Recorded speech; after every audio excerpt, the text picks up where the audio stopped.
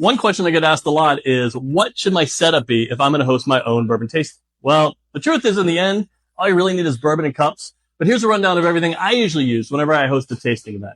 First, we got tasting mats. I try to do custom tasting mats for everything I do. I think it adds a nice touch, and they provide an order of which to go in, as well as a chance for people to take some notes and keep track of where we are.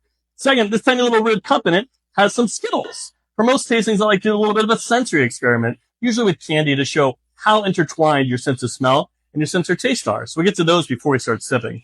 On the tasting mats itself, we have some pretty standard 2.5 or 3 ounce plastic cups. Man, I would love to do nice glassware, Glencairn glasses, neat glasses for everyone.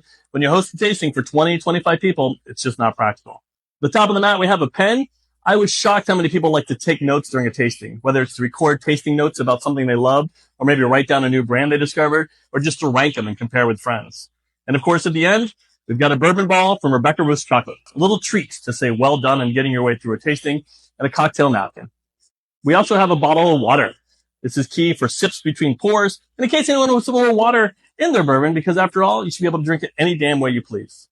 And the last thing you need for any bourbon tasting is, of course, bourbon. Lots and lots of bourbon. Cheers.